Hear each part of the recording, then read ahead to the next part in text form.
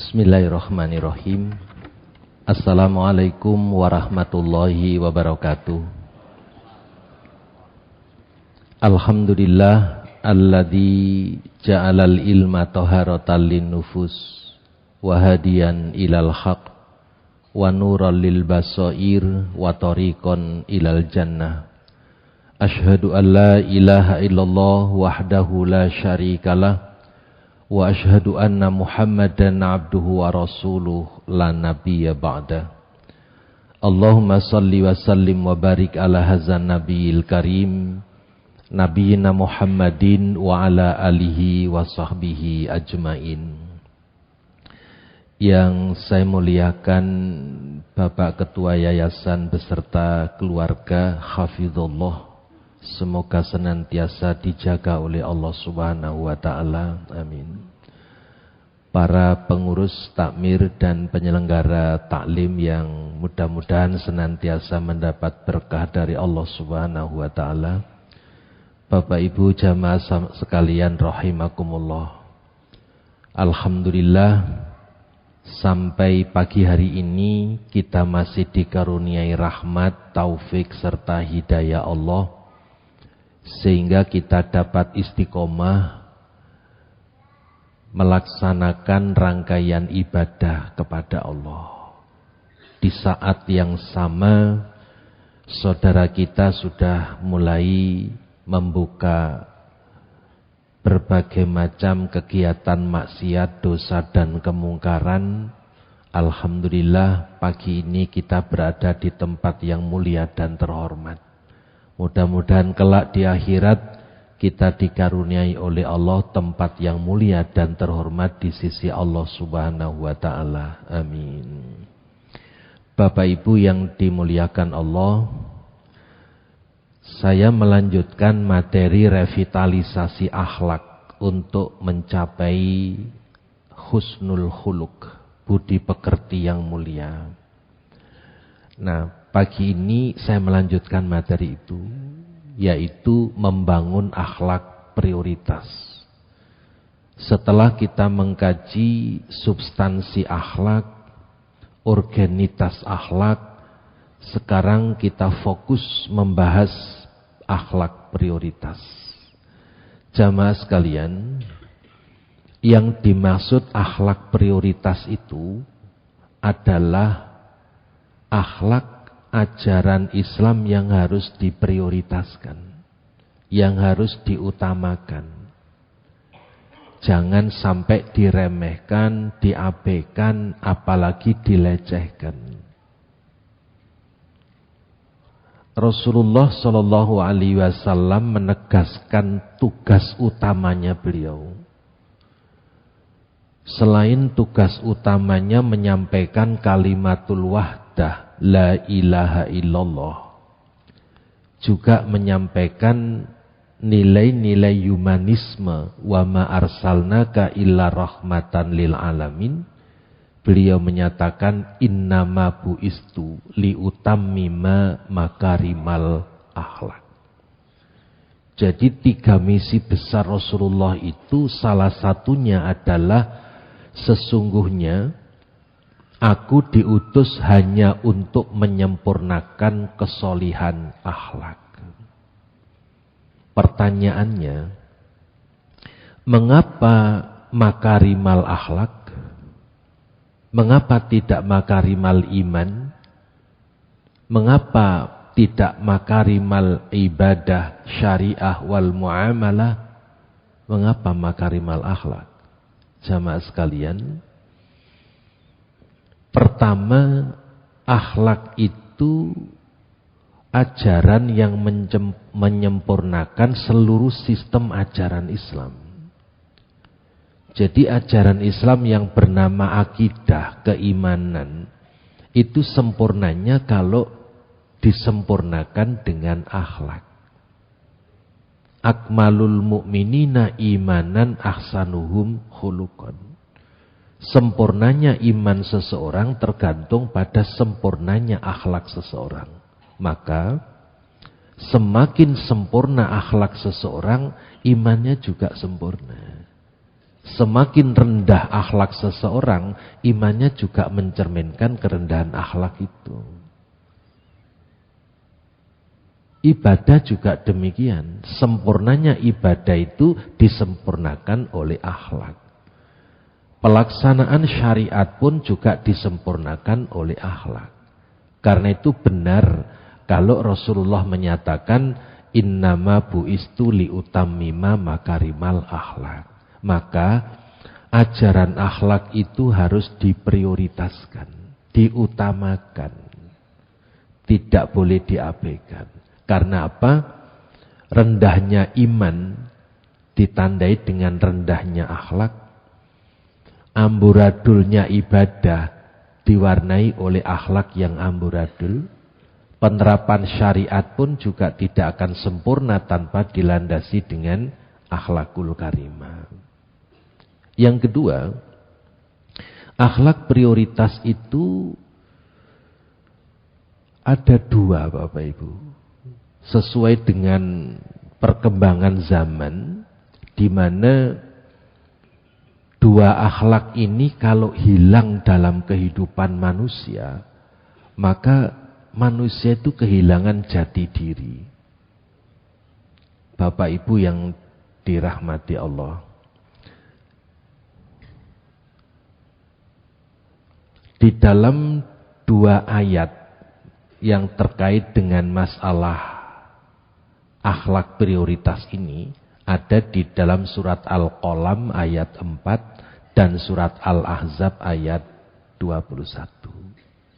Nah, maka akhlak itu akan menyempurnakan semua aspek kehidupan manusia. Ambil satu contoh hadis yang tadi sudah saya sampaikan, riwayat Tirmizi, dan hadis ini hasan sahih. Orang beriman yang paling sempurna imannya adalah yang paling baik di antara mereka akhlaknya. Artinya, akhlak itu barometer iman. Mukmin seharusnya berakhlak mulia. Iman dan akhlak seperti dua sisi mata uang. Dan yang kelima, yang keempat, iman membimbing akhlak, sedang akhlak menyempurnakan keimanan. Yang kelima, semakin tinggi akhlak seseorang menjadi bukti tingginya iman seseorang. Maka akhlak tercela, tanda iman tidak terbina dengan baik. Satu kalimat simpel dari Rasulullah SAW, kalau kita hayati kedalaman makna dan pesan moralnya, itu seperti ini, pribadi yang dibentuk oleh akhlak itu. Karena itu akhlak ini harus diprioritaskan. Nah, seperti apa dua akhlak yang harus kita prioritaskan itu? Ini Bapak Ibu. Jadi akhlak prioritas untuk kita bangun di zaman seperti sekarang ini adalah sifat jujur dan sifat malu. Bapak Ibu yang dirahmati Allah, jujur itu dalam bahasa akhlak disebut amanah, dapat dipercaya. Sedangkan sifat malu itu adalah sebuah rasa yang merasa tidak nyaman kalau berbuat sesuatu yang memalukan.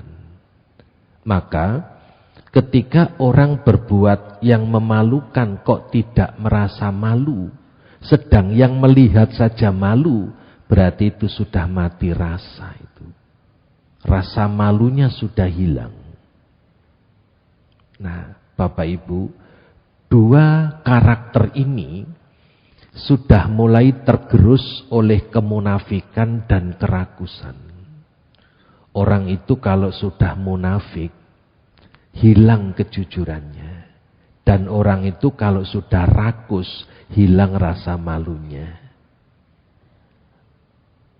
Makanan haram jadi kebanggaan. Sudah enggak malu lagi. Melakukan tindak pidana korupsi, sudah ditangkap KPK, sudah enggak sudah lagi tidak punya rasa malu. Itu karena kerakusan. Dua karakter ini apabila lenyap dari kehidupan, maka akan menjadi sumber bencana kehidupan yang amat dahsyat. Kalau dalam kehidupan ini saling mengkhianati, apa jadinya? Kalau dalam kehidupan ini yang dipamerkan adalah perilaku tidak punya rasa malu, apa bedanya dengan makhluk Allah yang lain? Nah, bahkan manakala dua karakter ini tidak dominan dan akan menjadi perusak fitrah yang paling fatal. Itulah kehilangan jati diri sebagai Abdullah, berubah menjadi Abdul Syaitan atau Abdul Hayawan, hamba yang berstatus sebagai binatang. Bapak Ibu yang dimuliakan Allah, zaman yang disebut milenial sekarang ini diwarnai hilangnya sifat jujur dan rasa malu, sehingga pengkhianatan terjadi di mana-mana. Hampir seluruh lapisan masyarakat aktivitasnya diwarnai saling khianat mengkhianati, saling menipu, saling ingkar janji, saling bohong, dan bahkan kebohongan menjadi pameran keseharian. Hilangnya rasa malu akan melahirkan budaya tidak malu berbuat yang memalukan. Seperti tidak malu memamerkan aurat kepada masyarakat umum, berbuat mesum, melakukan tindak pidana korupsi, masuk penjara tidak menampakkan rasa malu. Itu sudah kehilangan rasa malu. Hampir dapat disimpulkan bahwa zaman milenial manusia merasa malu jika memiliki rasa malu. Karena semua sudah kehilangan rasa malu, sehingga malu jika punya rasa malu.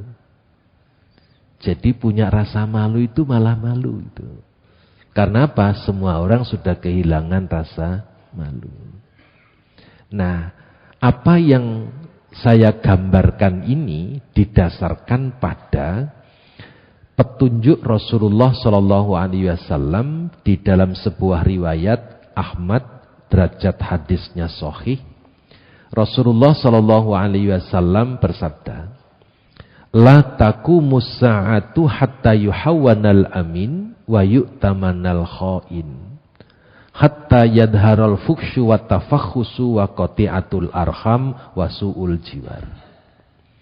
Hari kiamat tidak akan terjadi sampai orang yang dapat dipercaya didustakan. Sedangkan orang-orang yang berkhianat justru dipercaya. Perbuatan mesum dan kata-kata kotor merupakan fenomena umum di tengah masyarakat. Terputusnya tali silaturahim dan hubungan bertetangga yang buruk. Fenomena ini, keadaan ini menjadi pameran setiap hari, Pak. Nah, hadis Nabi ini tidak untuk kita tunggu menjadi kenyataan. Tapi hadis Nabi ini harus kita respon, kita sikapi, dan kita antisipasi.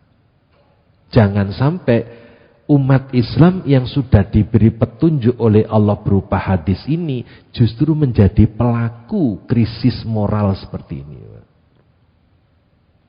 Kita tidak bisa melakukan pembiaran terhadap berkembangnya kemungkaran. Karena apa? Membiarkan terjadinya kemungkaran sama dengan dosanya melakukan kemungkaran yang sama itu.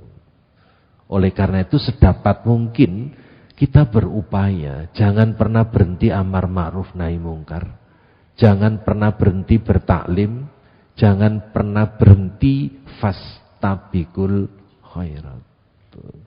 Nah, Bapak Ibu, sekarang mari kita fokus pada kejujuran. Akhlak pertama yang harus kita prioritaskan adalah jujur atau amanah. Rasulullah Shallallahu Alaihi Wasallam menghubungkan iman dan amanah, kejujuran. Dalam sebuah hadis yang diriwayatkan oleh Ahmad, la imana liman la amanata lahu waladina liman la ahdalahu.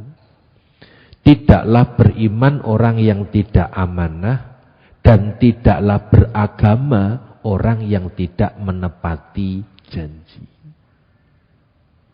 Hadis ini menegaskan rusaknya iman karena adanya sifat munafik dan rusaknya agama seseorang juga karena adanya sifat munafik.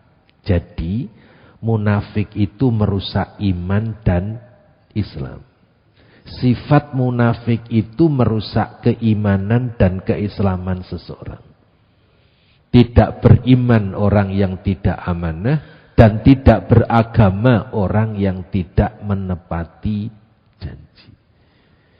Maka Bapak Ibu, seorang mukmin dan muslim harus bebas dari kemunafikan. Mukmin itu harus jujur. Kalau enggak jujur imannya dipertanyakan. Muslim itu harus menepati janji. Kalau predikatnya muslim, statusnya muslim kok kerjanya ingkar janji, nah itu keislamannya menjadi sirna. La dina liman la ahdalahu. Tidak beragama bagi orang yang tidak menepati janji. Karena itu waspada. Jangan sampai dua karakter ini, ya, jadi tidak jujur, tidak amanah, harus dijauhkan dari diri kita.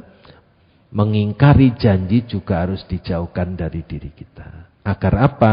Iman kita betul-betul sempurna dengan akhlak amanah, keislaman kita juga sempurna dengan akhlak menepati janji. Jamaah sekalian, integrasi antara iman, amanah, dan aman itu enggak bisa dipisah. Orang beriman itu harus amanah. Apabila amanah sudah dimiliki oleh seorang mukmin, maka yang dimunculkan adalah menciptakan rasa aman. Jadi tiga suku kata ini terintegrasi dalam diri seseorang. Orang itu kalau amanah berarti dia punya iman. Dan kalau orang beriman dan amanah mesti menciptakan rasa aman. Bapak Ibu nitip barang kepada orang yang amanah. Bapak Ibu dijamin aman. Tidak gelisah, tidak khawatir. Karena apa? Barang yang Bapak Ibu titipkan di tangan orang yang amanah. Dan orang yang amanah itu mesti beriman. Maka orang yang Bapak Ibu titipi adalah orang yang iman dan amanah, dijamin. Bapak aman, barang yang Bapak Ibu titipkan juga aman. Mengapa? Karena di tangan orang yang amanah. Kalau terpaksa nitip barang kepada orang yang tidak amanah, nggak ada jaminan barang yang Bapak Ibu titipkan itu aman. Dan Bapak Ibu yang nitip gelisah, jangan-jangan nanti barang saya disalahgunakan. Jangan-jangan barang saya dibilang hilang tapi digadekan. Itu baru nitip barang.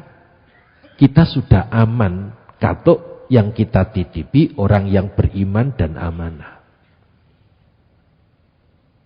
Itu baru nitip barang, Bapak Ibu gelisah dan tidak ada jaminan barang itu aman ketika Bapak Ibu terpaksa nitipkan barang kepada orang yang tidak amanah. Lah kalau nitip barang saja seperti itu, apalagi nitip negoro, Pak. Kalau nitip negoro kepada orang yang tidak beriman dan tidak amanah, negoro tidak akan aman, Pak. Ini ajaran Islam. Bukan ajaran politik lagi nih, ajaran Islam.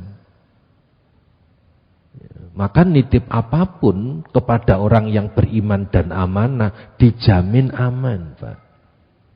Tapi kalau merosot nitip barang kepada orang yang tidak beriman, apalagi tidak amanah, tidak ada jaminan untuk terciptanya keamanan, Pak. Disinilah substansi amanah yang harus diprioritaskan. Dan ini akhlak menyempurnakan iman. La imana liman la amanata lahu. Tidak ada iman bagi orang yang tidak jujur. Nah, Bapak Ibu yang dirahmati Allah, berdasarkan gambaran tentang integrasi iman, amanah, dan aman, kita harus kembali merujuk petunjuknya Allah. Tidak main-main. Allah pernah menawarkan amanah kepada seluruh makhluknya. Sesungguhnya kami telah mengemukakan amanat, menawarkan amanat kepada langit, bumi, dan gunung-gunung. Maka semuanya enggan untuk memikul amanat itu. Dan mereka khawatir akan mengkhianatinya. Dan dipikullah amanat itu oleh manusia. Sesungguhnya manusia itu amat zalim dan amat bodoh. Ayat ini mengandung makna bahwa yang berani mengambil resiko mikul amanat itu hanya manusia.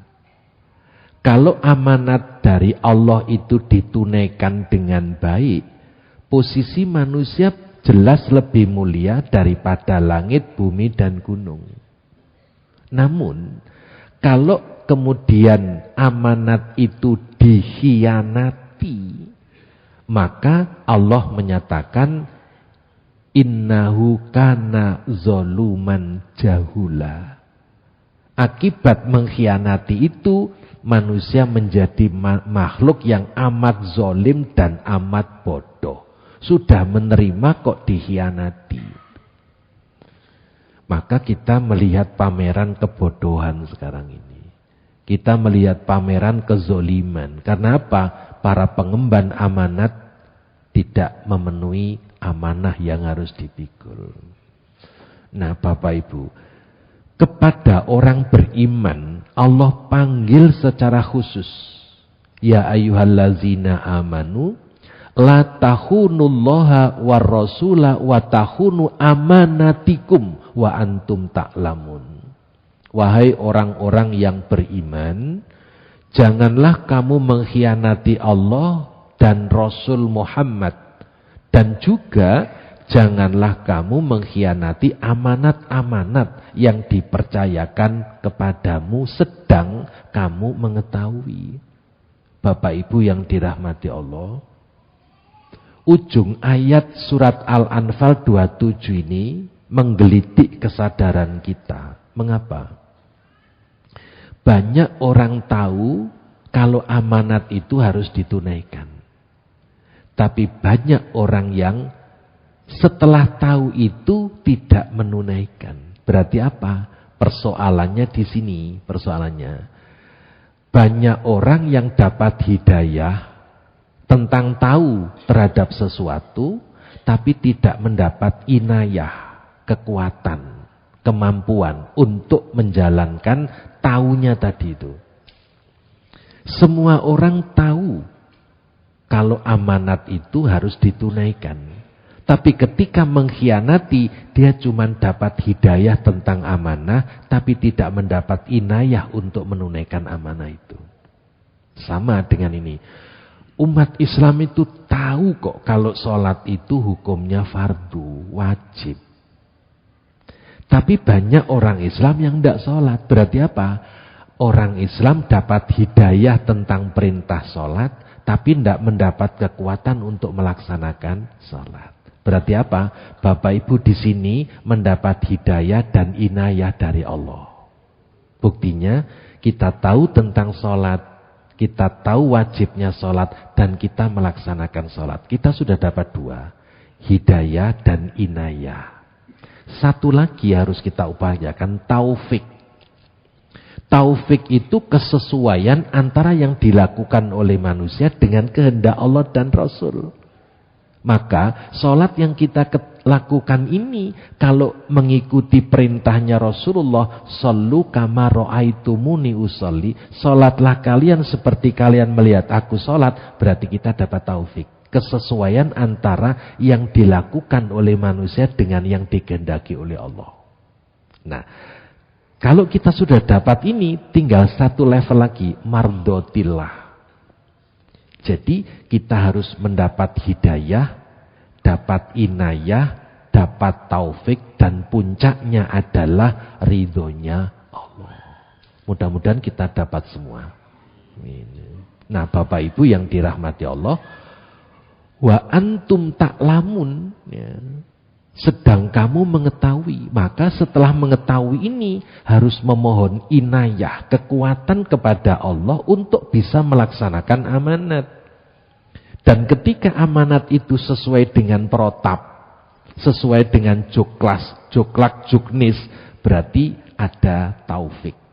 Dari itu sedikit lagi akan meraih ridho Allah.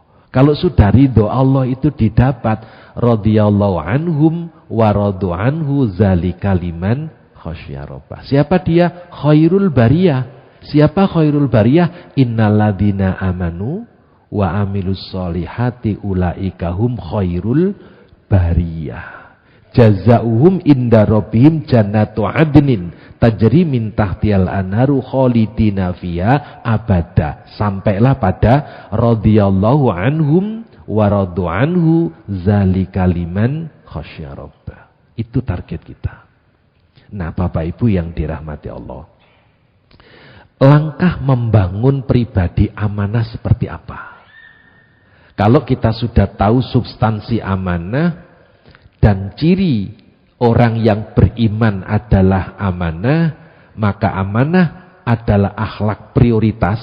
Sekarang langkahnya seperti apa? Bapak Ibu, pertama, mengimani dan mengamalkan ayat Allah yang memerintahkan bersifat amanah tadi. Yang kedua, memelihara iman jangan sampai dirusak oleh sifat khianat dan dusta. Yang ketiga, menumbuhkan fitrah jujur, bahwa semua manusia senang dengan kejujuran. Tidak ada manusia yang rela dikhianati. Saya tanya, apa ada Bapak Ibu yang rela dikhianati? Tidak ada. Semua orang punya fitrah sama, senang dengan kejujuran. Kejujuran itu segala-galanya Bapak Ibu. Kalau suami jujur, pasti istrinya juga akan jujur. Kalau istri jujur, diharapkan suami juga jujur. Sehingga apa? Dalam kehidupan rumah tangga yang dibangun adalah kejujuran. Jangan mengharap orang lain jujur kepada kita, sementara kita berkhianat kepada mereka. Dalam teori resonansi, itu dikatakan, logam itu kalau dibenturkan sesama logam, mengeluarkan gelombang suara yang sama. Kalau seseorang berkhianat kepada orang lain, enggak lama kemudian akan dikhianati oleh siapapun. Karena apa? Hidup itu mayazro' yaksud. Barang siapa yang menanam pasti panen. Kalau yang ditanam itu kejahatan, panennya di mana-mana kejahatan. Kalau yang ditanam itu pengkhianatan, di mana-mana akan dikhianati siapapun. Karena hidup itu siapa yang menanam pasti panen.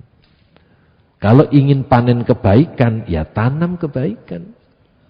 Jangan berharap panen kalau nggak pernah nanam. Gitu.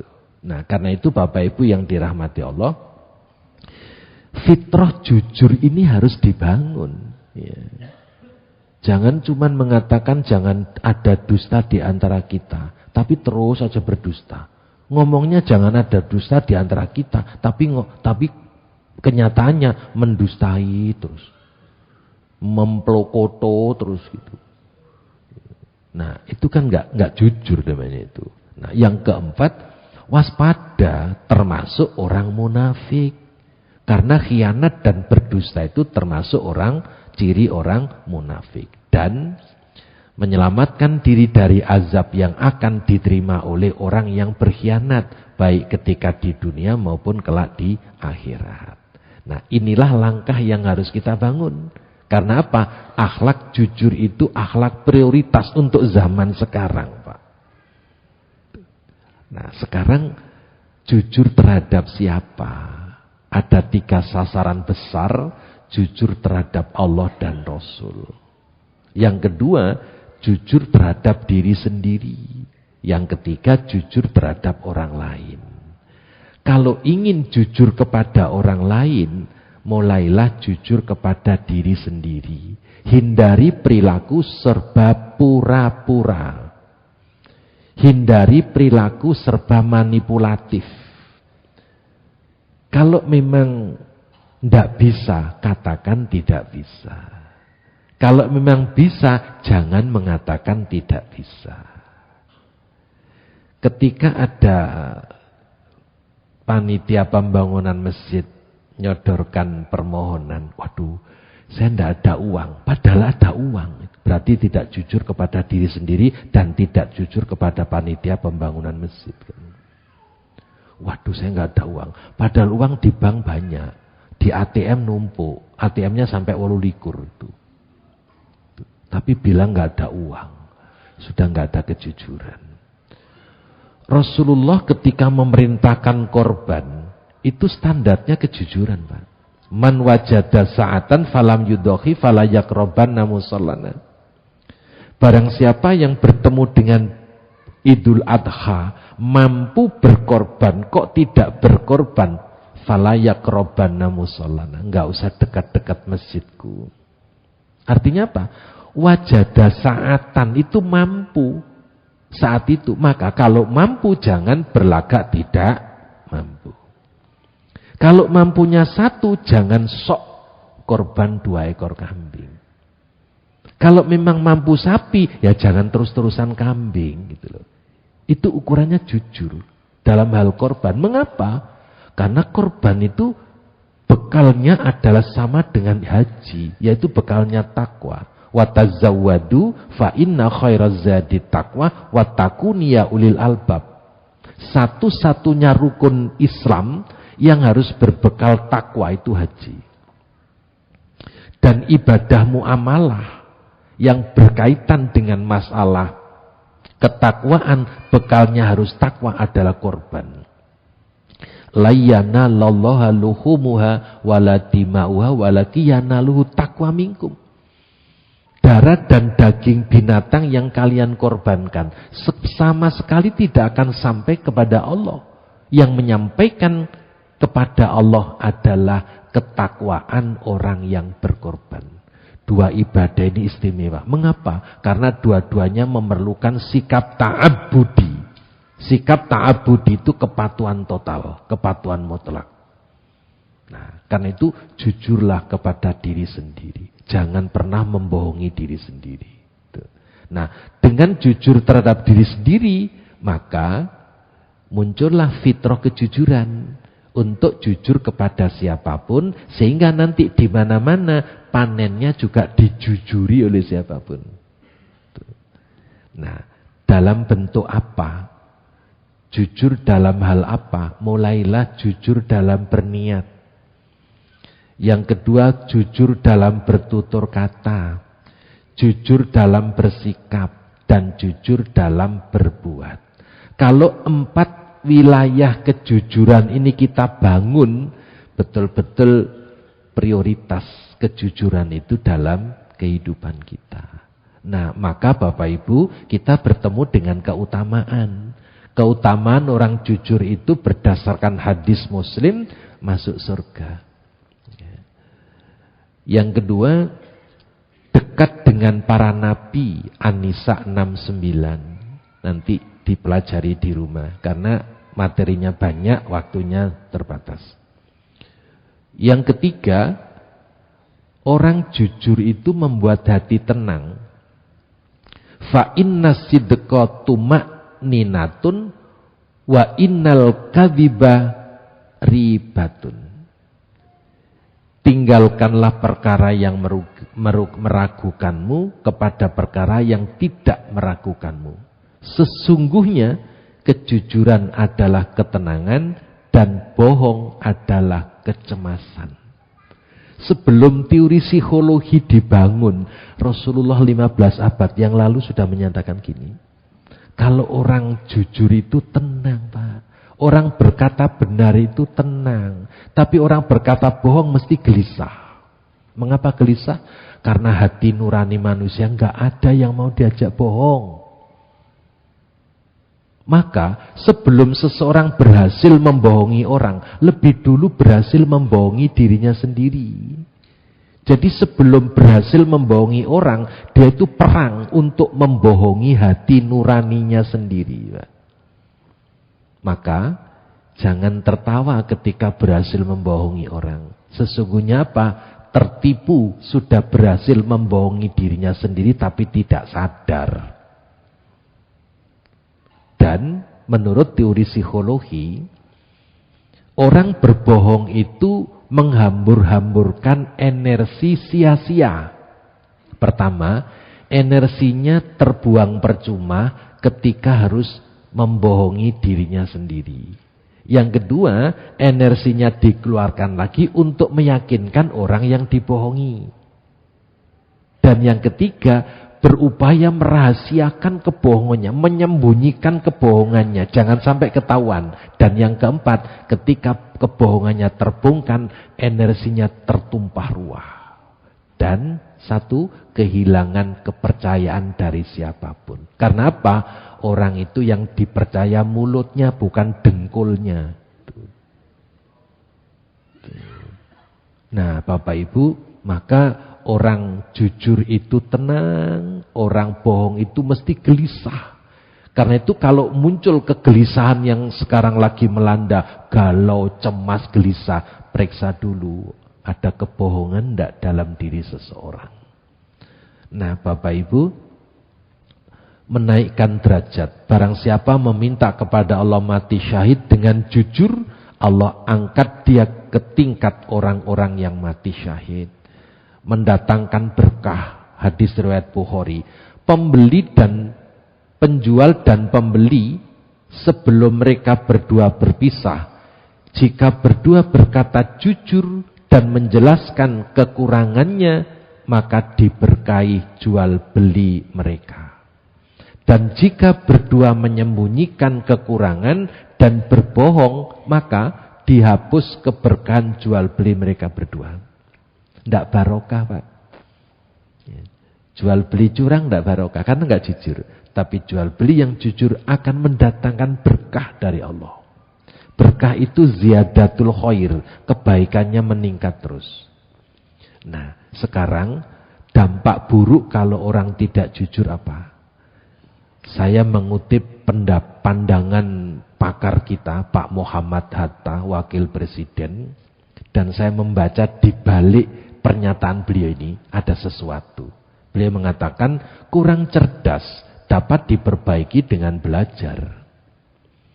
Kurang cakap dapat dihilangkan dengan pengalaman. Namun tidak jujur itu sulit diperbaiki. Kalau kita melacak mengapa Pak Muhammad Hatta mengatakan seperti ini, berarti ada fenomena saat itu sudah banyak orang yang tidak jujur. Terutama sekali pengkhianatan terhadap kebangsaan. Ada lagi yang menjadi gede bale penjajah. Ada lagi yang jadi kesete penjajah. Sehingga apa? Wajahnya ya wajah keset dan gedibal. Maka Pak Muhammad Hatta mengatakan seperti ini. Nah, Pak Profesor almarhum Buya Hamka mengatakan, jujur merupakan modal hidup yang paling mahal. Jika orang hidup tidak jujur, maka akan kehilangan modal hidupnya. Karena tidak ada lagi orang yang mau percaya. Orang bangkrut, tapi masih punya kejujuran. Banyak teman yang datang nawarkan, ayo kerjasama. Jangan putus asa, ayo bersama saya. Tapi ketika orang bangkrut karena ketidakjujurannya, orang bangkrut karena khianatnya, tidak ada orang datang nawari kerjasama, Pak.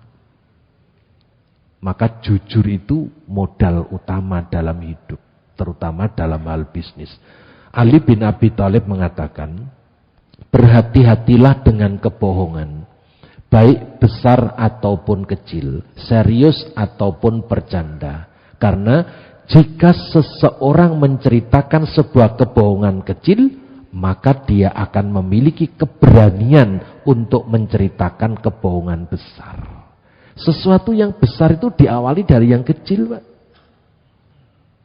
Kalau bohong tingkat kecil-kecilan biasa, nanti lama-lama bohong tingkat besar juga biasa. Kalau ngentit itu ndak merasa berdosa, nanti lama-lama korupsi juga nggak merasa berdosa. Karena diawali dari hal yang kecil, Pak. Pepatah kita sudah mengajarkan kan, sedikit demi sedikit lama-lama jadi bukit kan. Nah, karena itu Bapak Ibu yang dirahmati Allah, jangan pernah membiasakan kesalahan-kesalahan kecil karena dampaknya akan menjadi besar. Kejujuran tidak mengorbankan apapun, namun kebohongan akan menghabiskan segalanya. Orang jujur tidak merugikan siapapun, tapi orang bohong itu merugikan siapapun. Orang berkhianat banyak yang dirugikan.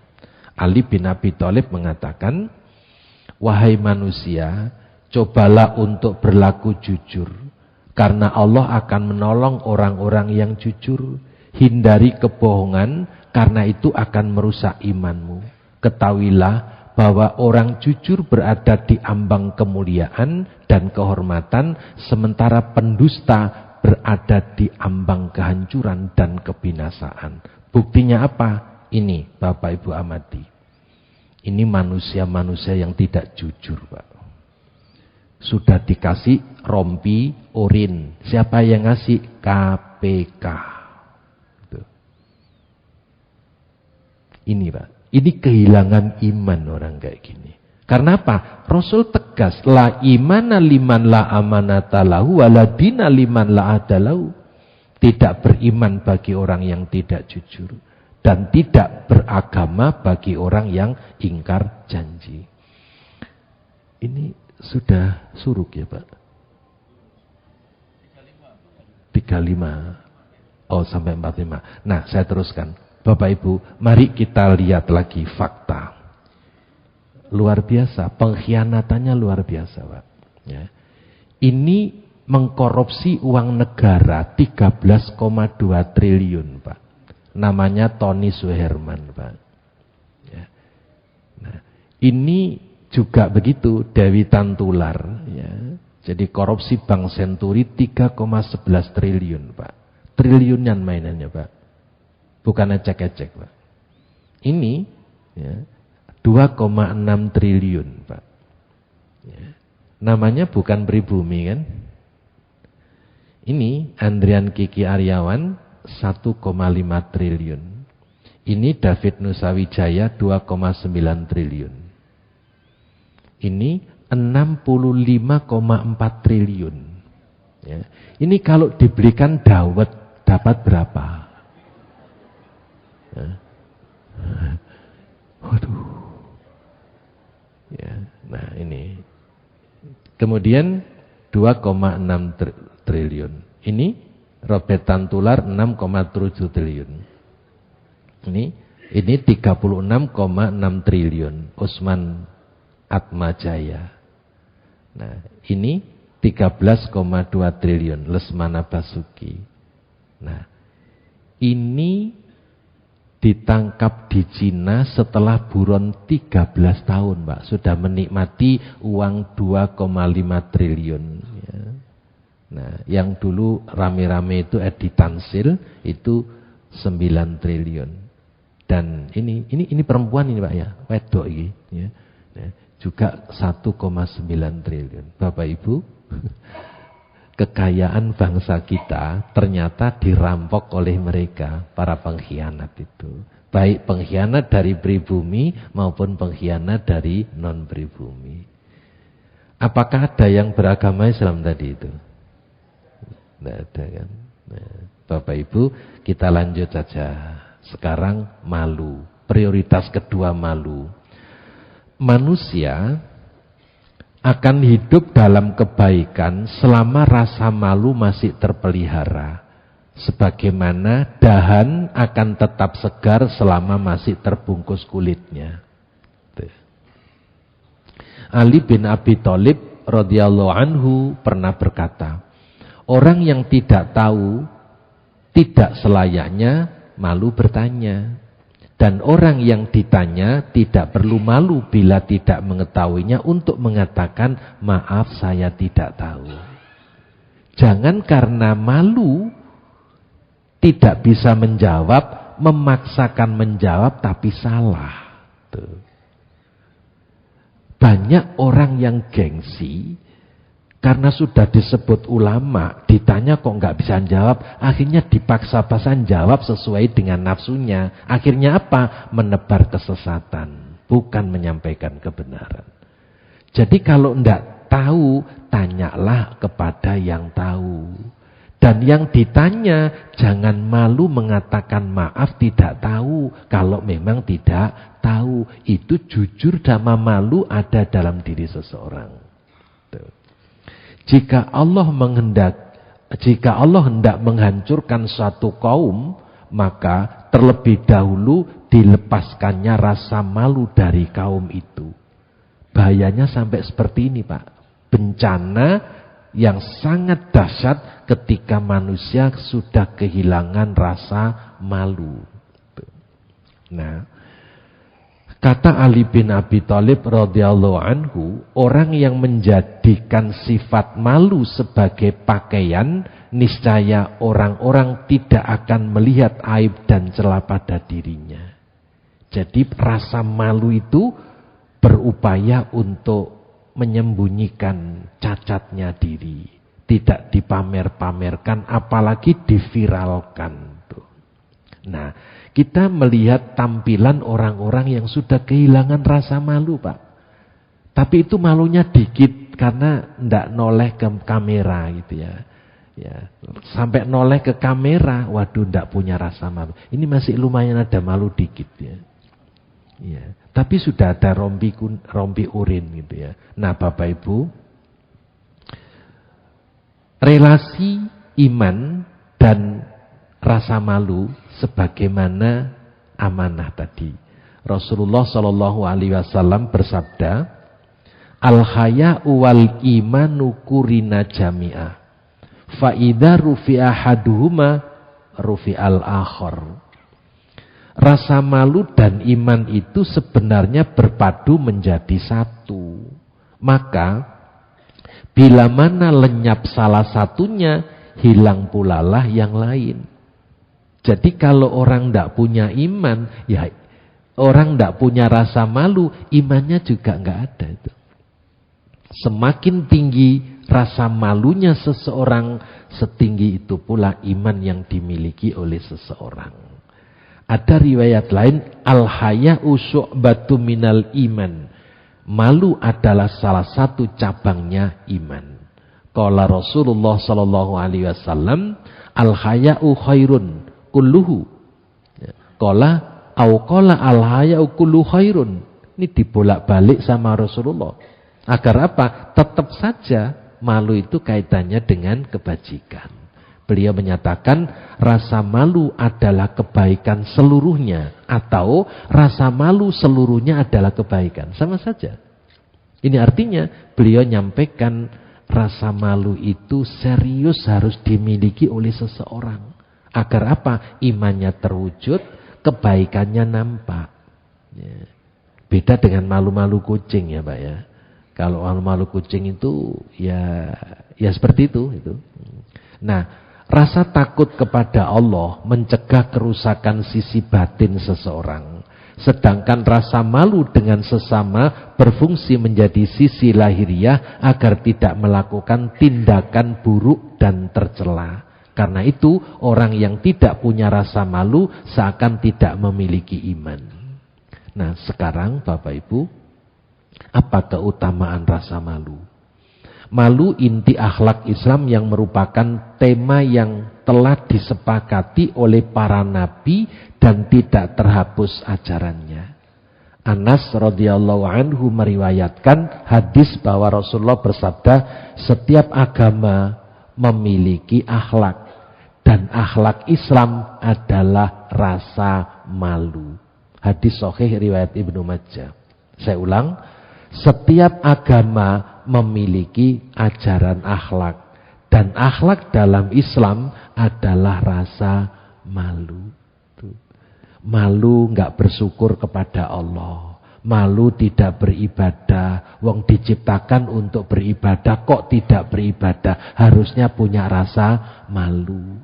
Malu bisa bernafas dengan udaranya Allah gratis, kok tidak bersyukur. Malu diberi kesehatan, diberi umur, malu. Kemudian dekat dengan Allah. Untuk menghilangkan rasa malu, kemudian mengekspresikan rasa malunya itu dengan perbuatan yang lebih baik. Nah, Bapak Ibu, malu merupakan landasan akhlak mulia dan selalu bermuara kepada kebaikan. Siapa yang banyak malunya lebih banyak kebaikannya, dan siapa yang sedikit rasa malunya semakin sedikit pula kebaikannya. Jika seorang telah meninggalkan rasa malu, maka jangan harap lagi kebaikan darinya walaupun sedikit. Orang itu kalau sudah kehilangan rasa malu nggak bisa diharap kebaikannya, Pak. Walaupun sedikit. Karena apa? Ya perilakunya sudah memalukan. Ya, kita ini kan sering malu melihat orang yang perbuatannya memalukan. Tuh. Tapi di saat yang sama, orang yang berbuat memalukan itu tidak punya rasa malu gitu loh. Ya. Jadi kita masih standar. Kita enggak berbuat memalukan. Melihat orang yang berbuat memalukan, kita ini malu. Di saat yang berbuat memalukan tidak malu gitu loh. Itu yang sekarang terjadi. Tuh. Maka alhamdulillah kalau kita masih punya rasa itu. Tuh. Maka jujurlah, ketika kita melihat tayangan apapun, tidak patut kita pandang, alihkan lihat yang lain. Jangan lihat sesuatu yang memalukan malah dipentelengi. Tuh. Lumayan rek itu. Apaan sih yang lumayan itu? Jadi jujurlah kepada diri sendiri untuk malu. Meskipun tidak dilihat siapapun, malu melihat sesuatu yang memalukan. Karena itu tidak patut dilihat, tidak pantas dilihat, jangan dilihat. Lihat yang pantas dan patut. Sehingga kita ini hidupnya berada di wilayah kepatutan dan kepantasan. Tuh. Bapak Ibu, rasa malu merupakan perilaku dan dapat dibentuk. Maka setiap orang yang memiliki tanggung jawab hendaknya memperhatikan bimbingan terhadap mereka yang menjadi tanggung jawabnya. Nah, rasa malu melahirkan iffah, yaitu menjaga diri dari perbuatan tercela dan wafa, menepati janji. Rasa malu adalah penghalang manusia dari perbuatan dosa. Rasa malu adalah pangkal semua kebaikan dalam kehidupan ini. Sehingga kedudukannya dalam seluruh sifat keutamaan adalah bagaikan kepala dengan badan. Maksudnya, tanpa rasa malu, maka sifat keutamaan lain akan mati. Dalam sebuah hadis disebutkan, rasa malu tidak mendatangkan kecuali kebaikan. Nah, rasa malu merupakan salah satu cabang dan indikator nilai keimanan seseorang. Al-haya'u minal iman, wal imanu fil jannah, wal bada'u minal jafa, wal jafa'u finnar. Malu adalah sebagian dari iman, sedangkan iman tempatnya di dalam surga. Dan perkataan kotor adalah bagian dari tabiat kasar, sedang tabiat kasar tempatnya di neraka. Hadis sahih riwayat Ahmad. Nah, rasa malu merupakan akhlak yang sejalan dengan fitrah manusia. Rasa malu sebagai hiasan semua perbuatan. Rasulullah bersabda, tidaklah ada satu kekejian pada sesuatu perbuatan kecuali akan menjadikannya tercela. Dan tidaklah ada satu rasa malu pada sesuatu perbuatan kecuali akan menghiasinya. Jadi jadikanlah rasa malu itu sebagai perhiasan diri. Sehingga apa? Tampilannya di mana-mana tidak memalukan. Contoh, Bapak Ibu ketika berbusana kan mesti menghadap kaca, menghadap cermin. Agar apa? Pakaianku jangan memalukan diriku, jangan memalukan keluargaku, jangan memalukan agamaku. Kalau seorang muslim busananya memalukan Islam, ya mestinya harus dihindari. Wong muslim Islam itu ngajarkan nutup aurat. Lah kalau berbusananya tidak nutup aurat, banyak cendelanya, banyak AC-nya, lah itu memalukan Islam itu. Ya. Dan sebelum memalukan Islam, sudah mempermalukan dirinya sendiri. Karena itu bertutur kata, berbusana itu harus memenuhi asas kepantasan dan kepatutan. Bapak Ibu berdandan di depan cermin agar apa? Pakaian yang saya pergunakan pantas, patut, sehingga tidak ada orang yang berkomentar. Perlu dicatat. 1000 kepala melihat kita, 2000 mata menilai kita. Karena itu dalam berbusana, bertutur kata harus patutnya agar apa? Tidak malu-maluin, tidak memalukan. Saya kira ini Bapak Ibu yang dapat saya sampaikan. Kesimpulannya, malu tak dapat dipisahkan dari iman. Keduanya selalu hadir bersama-sama. Makin kuat iman seseorang, makin tebal pula rasa malunya. Demikian yang dapat saya aturkan.